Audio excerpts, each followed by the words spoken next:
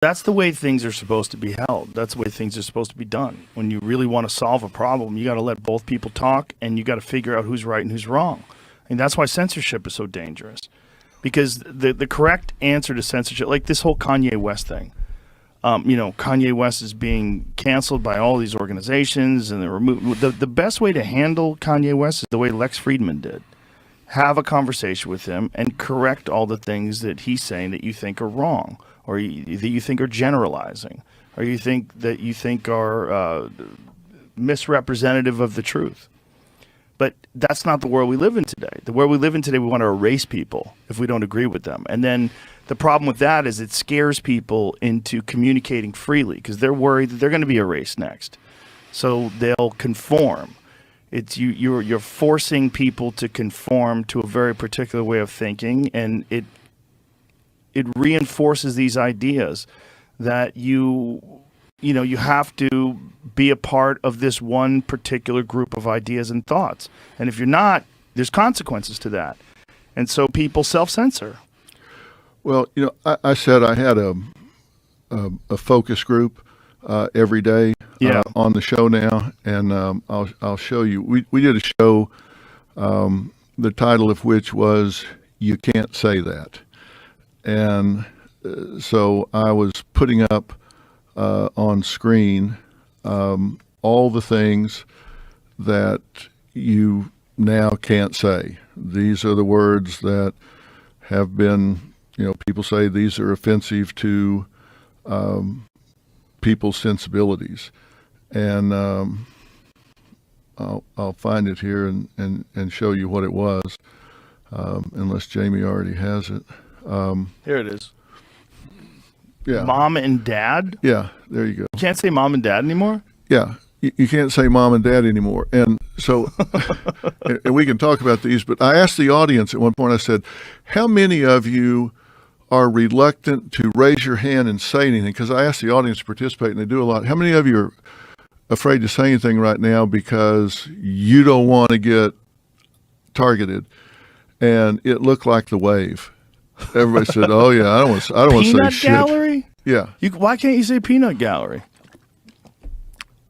That one, I always thought. And look, I'm here to learn. So I asked him, "What is it?" I thought peanut gallery was at the cheap seats at the baseball game. Yeah, that's what I thought too. Like out in the outfield where the kids would go and get a $2 ticket or something and eat peanuts and have a great time. Isn't that what it is? Apparently not. Apparently it has some racial overtones. Peanut gallery does? And the mom and dad was, someone said, well, we don't have a mom and dad in our home. We have a mom and mom. And so it makes my child feel funny if...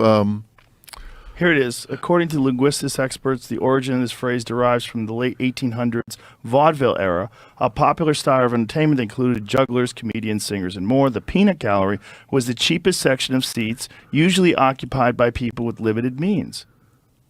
Yeah, the cheap seats. But how is that offensive? Well, man, I've been in a peanut gallery a lot of my life. Yeah. I got to tell you. Well, I guess, are they saying... peanuts were a popular concession for vaudeville shows. Unpopular performers would often find themselves pelted with easy-to-hurl edible projectiles. Others disagree in part with the preceding class-based rather than racial claim. They note that in the past, cheap balcony seats were often reserved for or largely made up of African-American patrons. Thus, since the phrase implies the opinions expressed by those from the gallery were unsolicited, unwarranted, and unhelpful, the phrase also connotes something negative about those giving them, purported to be African Americans. Boy, that's a stretch. Well, you don't have to be offended every time you can be. Right. Right? Right, but that expression doesn't have a racial connotation the way most people use it. I wouldn't think. It's usually people in the back of the room. That's just how we use it. They said brainstorm. What? Was offensive to people that had brain injuries. Oh my God! that it was an ableist thing. Ah! Oh, well, if you have a fucking brain, if you move and walk, if you're brainstorming, you're using your brain. Is running offensive? Is it offensive if people can't run? Should the Olympics be canceled because the Olympics are ableist? What the fuck are we talking about?